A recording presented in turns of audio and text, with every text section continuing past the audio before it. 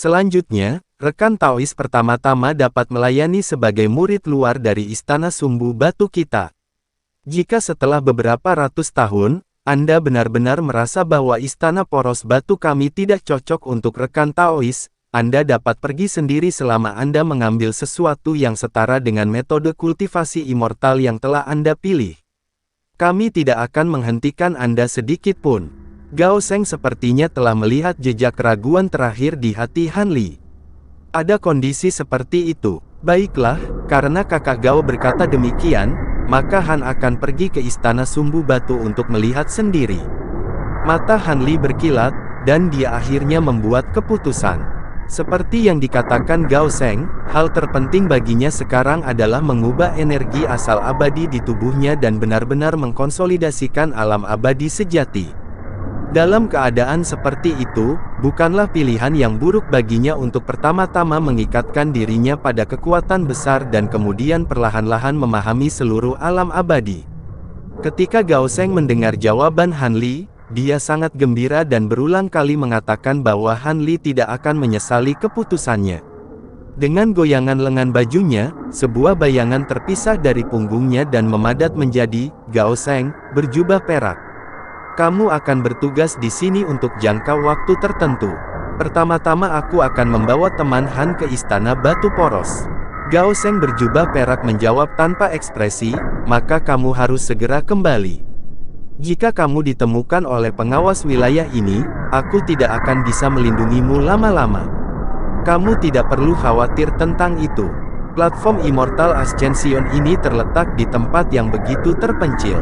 Bagaimana bisa seorang supervisor dengan mudah datang ke sini? Terakhir kali seorang pengawas muncul di sini adalah beberapa ratus tahun yang lalu. Selain itu, saya hanya di sini untuk mengawal seseorang. Saya akan kembali paling lama dalam beberapa hari, kata Gao Sheng dengan acuh tak acuh. Selama kamu tahu batasanmu, jangan melibatkanku ketika saatnya tiba. Gao Sheng berjubah perak tidak berkata apa-apa lagi. Dia berjalan ke sisi kolam dan duduk bersila. Dia kemudian menutup matanya dan memasuki kondisi meditasi. Ketika Han Li melihat ini, sedikit keterkejutan muncul di wajahnya. Saya telah membiarkan saudara Han melihat sebuah lelucon. Ini adalah inkarnasi kotoran yang telah saya kembangkan. Meskipun tidak sekuat saya, itu lebih dari cukup untuk menghadapi dewa sejati tingkat rendah. Dengan itu bertugas, saya bisa pergi dengan ketenangan pikiran. Ayo, aku akan membawamu ke Istana Sumbu Batu. Gao Sheng menjelaskan sambil tersenyum sambil membentuk gerakan mantra dengan satu tangan dan menunjuk ke layar cahaya di luar peron. Puff! Layar cahaya terbuka, memperlihatkan lorong melingkar yang setinggi seseorang. Gao Sheng berjalan keluar dengan langkah besar dan Han Li mengikuti di belakangnya. Begitu mereka meninggalkan peron, salju mulai turun dari langit.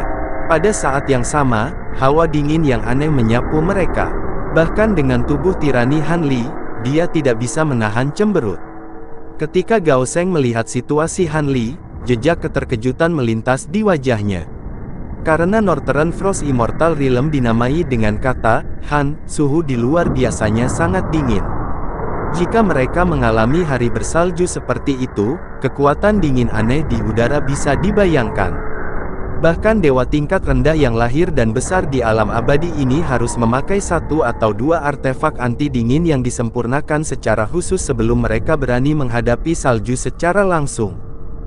Tapi Han Li, seorang dewa yang baru saja naik, tiba-tiba bisa mengabaikan salju tanpa mengedipkan mata. Bagaimana ini tidak membuat Gao Sheng diam-diam terkejut. Pikiran Gao Sheng berubah dengan cepat, tetapi tangannya tidak berhenti bergerak. Dia tiba-tiba menembakkan gerakan mantra putih ke bawah, dan beberapa suara jernih datang dari lapisan tebal salju di bawah. Di tengah kepingan salju yang menari, dua burung merak putih besar keluar dari salju. Rekan Immortal, tolong! Setelah Gao Sheng mengangkat kakinya dan menaiki salah satu burung merak salju, dia menunjuk ke arah yang lain dan berkata kepada Han Li sambil tersenyum. Senyum tipis muncul di wajah Han Li saat tubuhnya bergoyang, dan dia juga muncul di burung merak lainnya. Setelah Gao Sheng berteriak dengan suara rendah, kedua burung abadi itu segera melebarkan sayapnya dan terbang ke langit menuju kepingan salju yang berkilauan. Tanah kosong yang luas itu tidak memiliki tempat tinggal manusia. Sejauh mata memandang, selain ilalang dan semak belukar, hanya ada batu putih keabu-abuan dengan berbagai ukuran dan bentuk. Matahari yang terik menggantung tinggi di langit, memanggang bumi. Langit dipenuhi debu kuning, berputar-putar di udara. Sosok kurus dan mungil berangsur-angsur menjadi jelas di langit kuning. Dia berlari ke depan dengan sekuat tenaga. Ini adalah seorang gadis berusia sekitar 6 atau 7 tahun. Gaun kuning mudanya disulam dengan bunga plum merah muda. Rambut hitam legamnya digulung menjadi 2 sanggul, dan dia memiliki sepasang mata hitam besar yang cerdas. Di bawah hidungnya yang indah berwarna merah cerah, membuat seluruh wajahnya terlihat halus dan cantik. Tangan kanan gadis itu dengan erat memegang gendang seukuran telapak tangan. Drum mainan ini seharusnya sudah ada sejak lama. Sisi drum agak kuning. Ada beberapa pola ular hijau di atasnya. Kedua pelet yang terhubung ke telinga itu membalik ke atas dan ke bawah. Mereka jatuh pada drum dari waktu ke waktu, membuat beberapa suara ringan. Gadis itu masih muda, tetapi tubuhnya cukup gesit. Setelah beberapa lompatan, dia muncul di ruang terbuka di depan rumput liar yang setinggi manusia. Mungkin itu karena dia berlari terlalu cepat. Dahinya yang seputih salju ditutupi butiran keringat. Aliran keringat mengalir dari pipi kirinya dan mengalir ke leher putihnya. Dia mengulurkan tangan kirinya untuk menyekanya. Wajah bulatnya yang kencang berwarna merah seperti apel matang. Namun, dia tidak berhenti berlari. "Penjahat, kemana kamu pikir kamu akan pergi?" Pada saat ini, teriakan seorang pria datang dari jauh. Tubuh gadis itu bergetar saat mendengar ini. Dia sangat ketakutan sehingga wajahnya menjadi pucat. Dia mengangkat tangan kanannya yang memegang drum mainan dan memutarnya dengan sekuat tenaga. Bibirnya bergerak beberapa kali. Lapisan cahaya hijau samar tiba-tiba muncul di permukaan drum. Saat pelet jatuh di atas drum, terdengar suara ringan. Lampu hijau terbang keluar dari drum dan jatuh di atas sekelompok rumput liar di depannya. Lapisan cahaya hijau tiba-tiba muncul di permukaan rumput liar. Namun, lampu hijau hanya menyala sesaat. Sepertinya tidak ada yang terjadi. Tangan kanan gadis itu berputar beberapa kali. Lampu hijau terbang keluar dari kedua sisi drum mainan bersama dengan 2 pelet. Mereka jatuh di rumput liar di sekitarnya dan menimbulkan gelombang cahaya hijau. Setelah melakukan semua ini, wajah gadis itu menjadi agak pucat. Namun, dia tidak punya waktu untuk beristirahat. Dia buru-buru mengebor rumput liar di depannya. Tidak lama setelah sosok gadis kecil itu menghilang ke rerumputan, awan debu naik lebih dari 100 kaki di belakangnya. Sesosok bergegas dan muncul di depan rumput liar. Pemilik sosok itu adalah pria kekar dengan janggut keriting berusia 40-an. Dia tinggi dan membawa podao yang bersinar di satu tangan. Dia tampak cukup galak dan jahat. Tatapannya tertuju pada jejak kaki kecil yang tertinggal di rerumputan di depannya. Dia menggerakkan tubuhnya dan hendak menyerbu dengan pedangnya. Tepat pada saat ini, cahaya biru menyala dari semak-semak ke depan, dan 5 atau 6 ular biru panjang ditembakkan sebelum menerkam dengan ganas ke arah pria kekar itu. Pria berjanggut keriting itu terkejut pada awalnya. Kemudian, dia dengan cepat mengeluarkan jimat dengan tangan kirinya dan menamparnya di tubuhnya. Lapisan penghalang cahaya putih muncul. Pada saat yang sama, lengan kanannya bergetar, dan podao di tangannya mengeluarkan suara mendengung keras saat menebas ke depan. Cila! Cahaya dingin yang panjangnya beberapa meter keluar dari podao. Saat cahaya biru menyala, 3 ular biru ditebas menjadi 2. Kemudian, dengan 2 suara, peng-peng, 2 ular biru yang tersisa juga dipantulkan oleh penghalang cahaya putih di tubuh pria kekar itu. Mereka juga dibelah 2 oleh cahaya pedang pria kekar itu. Ular biru ini dikalahkan oleh pria kekar berjanggut keriting dalam satu gerakan.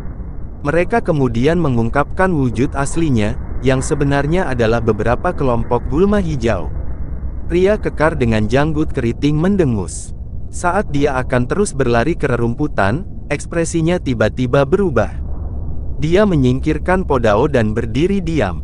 Suara gemerisik datang dari belakang, dan dua sosok datang bersamaan. Salah satunya adalah pendeta Tao muda yang tinggi dan kurus. Dia mengenakan jubah abu-abu yang terlihat agak compang camping. Dia memegang kocokan ekor kuda putih di tangannya. Orang lain adalah pria berwajah kuda pendek dan kuat. Ada beberapa memar di wajahnya, dan rambutnya tampak berantakan. Apakah kalian berdua baik-baik saja? Pria kekar dengan janggut keriting kembali menatap keduanya dan bertanya. Penjahat ini memang putri dari Bewitching Fox. Dia benar-benar licik. Baru saja, Taoiski dan aku sedikit cemas dan tanpa sengaja jatuh ke dalam perangkapnya. Tidak ada yang serius. Namun, mengapa teman Yan berhenti di sini? Di mana penjahat itu sekarang? Pria berwajah kuda itu melambaikan tangannya dan bertanya dengan ragu. Pria kekar dengan janggut keriting tidak berbicara. Dia menunjuk rumput liar tinggi di depannya. Jejak halus di rerumputan masih terlihat jelas. Lalu apa yang kita tunggu? Ayo tangkap dia sekaligus. Melihat ini, pria berwajah kuda itu hendak bergegas ke rumput liar. Monster ini telah berlari seperti ini selama sehari semalam. Aku khawatir dia hampir di ujung tali. Namun, dia pandai menggunakan teknik ilusi atribut kayu. Dia bisa dikatakan seperti ikan di dalam air di rerumputan ini. Saya khawatir tidak pantas untuk terburu-buru. Pendeta Taoki menyipitkan matanya dan berkata, apakah kita membiarkannya melarikan diri seperti ini? Penjahat ini sangat licik di usia yang begitu muda. Jika dia dibiarkan tumbuh dewasa, dia akan membawa bencana ke dunia. Pria berwajah kuda itu ragu-ragu sejenak dan berhenti. Dia berkata dengan enggan, kami adalah pembudidaya yang saleh. Adalah tugas kami untuk memusnahkan monster dan menaklukkan iblis. Karena rubah penyihir ini telah ditemukan oleh kami bertiga, kami tidak akan membiarkan harimau itu kembali ke gunung. Pria kekar dengan janggut keriting berkata dengan kebenaran yang menakjubkan. Teman Yan, sepertinya kamu sudah memiliki tindakan balasan. Pendeta Taoki memutar matanya dan bertanya, luas rerumputan ini tidak kecil. Jika kita bertiga mengejar secara membabi buta seperti ini, meskipun kita akhirnya bisa menangkap iblis ini, aku khawatir itu akan membutuhkan banyak usaha. Saya mendengar bahwa rekan Feng baru saja membeli Fire Cloud Talisman. Teknik menggambar angin rekan Qi dapat dikatakan telah mencapai kesempurnaan.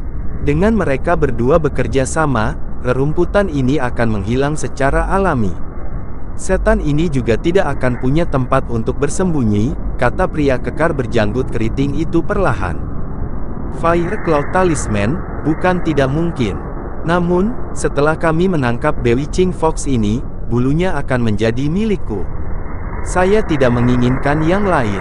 Bagaimana? Pria berwajah kuda itu merenung sejenak dan berkata, tidak, rubah penyihir ini harus ditangkap hidup-hidup. Pria kekar dengan janggut keriting menggelengkan kepalanya dan langsung menolak. Apa maksud teman Yan? Jimat awan api milikku ini adalah kelas dasar dan menengah.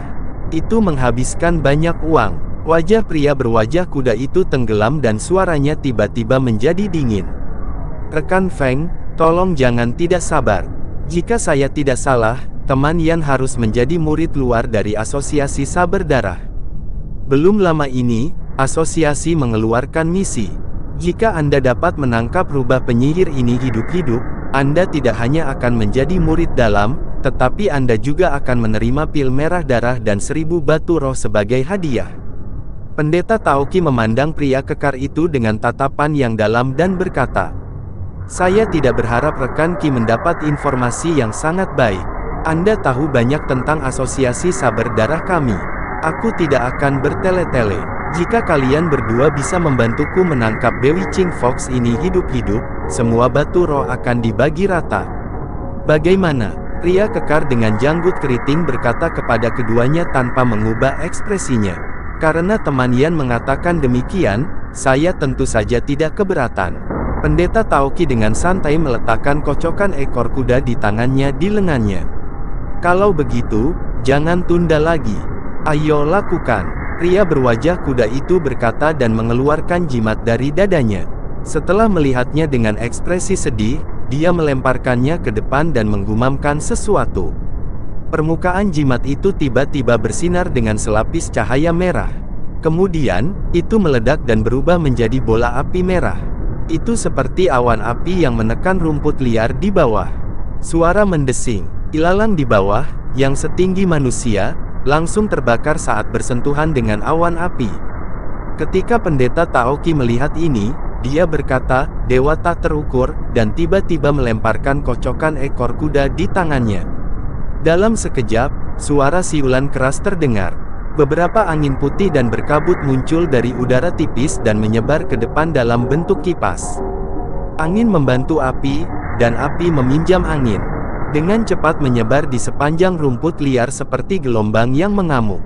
Asap hitam mengepul di udara dan abu rumput beterbangan kemana-mana. Ketiga pria itu menatap lautan api di depan mereka tanpa berkedip. Di sana, tiba-tiba, pendeta Taoki berteriak.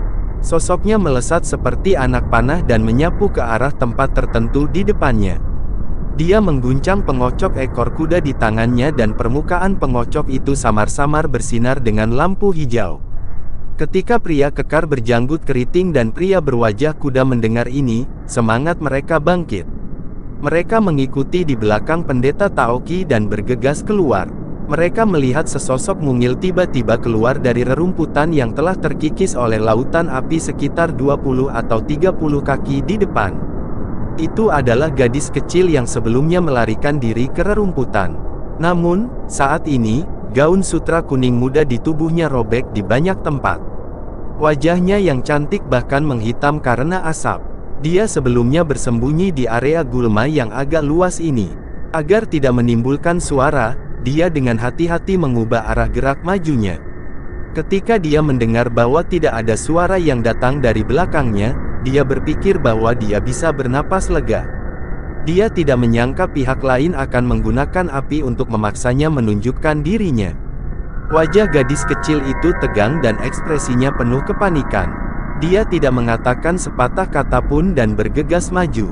Dia tampak panik dan tidak bisa memilih kemana dia akan pergi. Dia tidak bisa berhenti batuk.